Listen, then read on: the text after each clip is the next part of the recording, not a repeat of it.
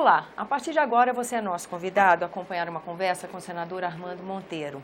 O nosso tema são as pautas no horizonte aqui da nossa casa, a começar pela reforma trabalhista, que venceu a tramitação nas comissões temáticas, está sendo enviado para o plenário, mas também temos já começando uma discussão aqui na casa sobre reforma política. E é sobre isso que conversamos agora com o senador Armando Monteiro. Senador, muito grata pela sua presença aqui no Argumento. Começo perguntando para o senhor, nós até já conversamos sobre reforma trabalhista, mas agora ela entra numa nova fase de tramitação, já é o desfecho.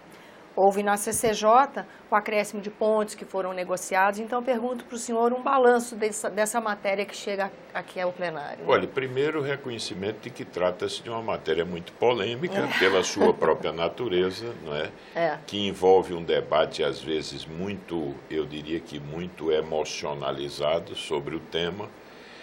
Mas, de resto, a própria experiência internacional demonstra que essas alterações na legislação, que interferem em direitos, né, e que, de alguma maneira, querem conferir maior espaço à negociação, de resto, no mundo inteiro não tem sido fácil você mover essa agenda. No entanto, há no mundo inteiro uma tendência a conferir maior flexibilidade à legislação. É uma demanda que acontece em todos os países. Todos os países do mundo está presente na agenda hoje de todos os países. Por quê? Porque o mercado de trabalho tem características que, em alguns casos, demonstra que nos países em que você tem uma maior rigidez do ponto de vista da legislação, isso tende quase sempre a se refletir no emprego.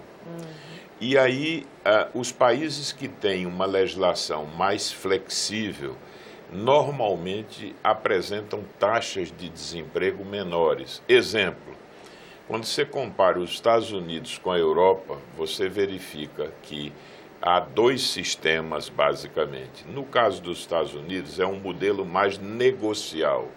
Na Europa, é um sistema mais estatutário, que se expressa na lei.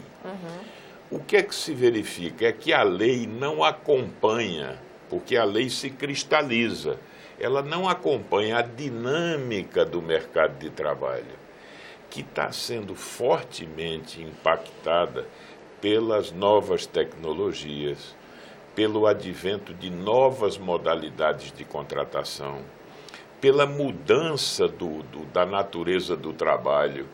Portanto, a legislação não tem a capacidade, vamos dizer, de acompanhar essas mudanças. Então, o que é que a experiência internacional está demonstrando? Que mesmo na Europa, que tem um modelo mais estatutário e menos negocial, há países que promoveram algum grau de flexibilização na legislação, exemplo, a Alemanha, e passaram a ter uma realidade melhor do ponto de vista da inclusão no mercado de trabalho. Então, quando comparamos a Alemanha com a França, nós verificamos que no início dos anos 2000, a Alemanha produziu uma série de alterações na legislação e a França não. Como resultado de tudo isso, 15 anos depois se constata que a Alemanha tem quase um terço da taxa de desemprego da França. E a renda média do alemão cresceu proporcionalmente 20% mais do que a renda média da França. Ora, a legislação trabalhista, as instituições do mundo do trabalho tiveram um efeito nesse processo? Me parece que sim. Então, eu acho que o Brasil pode sim pensar em poder flexibilizar esse modelo que é muito estatutário e começando a abrir espaço para um modelo que seja mais negocial. Evidentemente, sem que isso de forma alguma se traduza na ideia de subtração de direitos ou de precarização de direitos, mas na compreensão de que esses atores, os atores dessa relação, podem ter, se for do seu próprio interesse, condições de, através de mecanismos de negociação e de autocomposição, buscarem aquilo que é de interesse desses atores. Um modelo menos tutelado pelo Estado, um modelo menos paternalista, por assim dizer, e um modelo que possa reconhecer que os atores dessa relação têm o direito de poderem transacionar no seu próprio interesse. Então, essa reforma se inspira nessa compreensão. Evidentemente que pode-se discutir vários aspectos da reforma, e é por isso que o Senado, nesse momento, após esse processo de tramitação nas comissões, nós assistimos um debate muito aceso, mas, ao mesmo tempo, um grande número de audiências públicas. Muitas pessoas absolutamente qualificadas no debate vieram até o Senado, e eu lhe confesso que me sinto confortável com o voto que dei, um voto favorável à reforma, com algumas ressalvas que foram e que estão, em princípio, consagradas num acordo com o governo, que vai permitir que, através de vetos que serão feitos, ou de novas disposições que venham a constar de uma medida provisória que o governo vai editar. Então, dessa forma, eu acho que podemos mitigar alguns aspectos da proposta que poderiam representar algum risco para os trabalhadores. Senador, eu diria que foi uma aula, né? O senhor explana essa mudança é um fenômeno que acontece no mundo todo, né? É mais ou menos na mesma direção. Por exemplo, no início da segunda metade do século passado, a gente teve uma tendência, depois da Segunda Guerra, não é? Do welfare, do estado de bem-estar social. Um valor que foi mais ou menos um paradigma para a organização dessa dinâmica no mundo todo. Agora, por exemplo, um tema que foi muito criticado ou questionado foi a questão da participação dos sindicatos. Como fica a atuação dos sindicatos? Até que ponto o trabalhador fica descoberto se ele negocia sozinho? Eu pergunto, nessa mudança de paradigma que está tendo, a força dos atores também está mudando? A possibilidade de ação deles também muda? No resto do mundo, a questão sindical também causou um estranhamento, uma desconfiança, uma resistência? Também houve uma mudança como está sendo proposta aqui? Eu acho que você coloca muito bem. Quer dizer, primeiro, essa proposta não desconhece, não diminui, a meu ver, o papel que os sindicatos continuarão a cumprir. Embora eu deva lhe dizer que o ideal é que essa reforma se fizesse acompanhar de uma reforma sindical também. Porque a estrutura e a organização sindical no Brasil, sobre muitos aspectos, é vista como algo muito anacrônico. Foram instituições construídas nos anos 40 ainda, inspiradas naquele modelo ainda da Carta de Lavoro, da Itália, etc.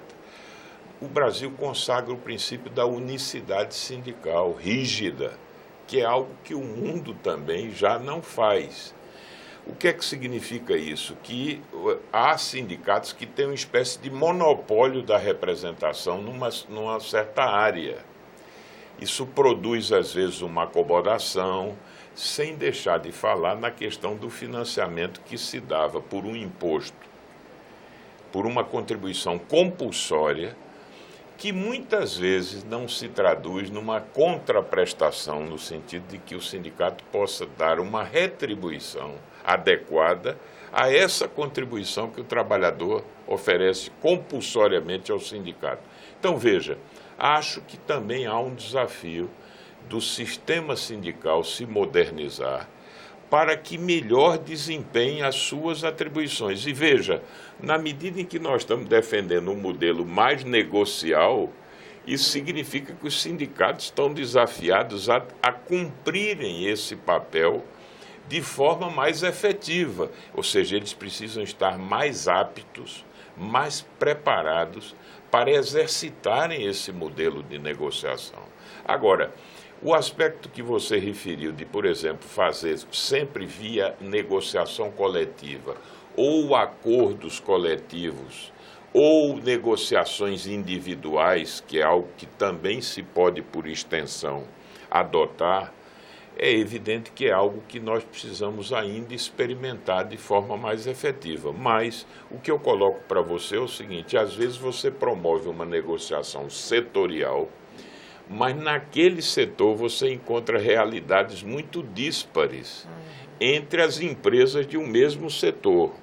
Na medida em que esse processo de negociação possa ter um corte por empresa, você pode refletir melhor algumas realidades que, de resto, não estão suficientemente consideradas quando você promove acordos com um espectro mais amplo. Tão abrangentes, né? Ou tão abrangentes. Bom, o que eu queria que você ainda me permitisse era dizer Claro. o seguinte: com todos esses anos da nossa CLT, da legislação que o Brasil construiu e moldou ao longo desse tempo, será que ela foi inclusiva verdadeiramente? Ou seja, ela permitiu Reflexão interessante. que você oferecesse um nível adequado de proteção a todas as pessoas que estão no mercado de trabalho?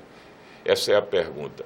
Será que essa nossa legislação não protege, tem um viés protetivo para os que já estão e não favorece adequadamente a inclusão de um imenso contingente de brasileiros que estão à margem do mercado formal?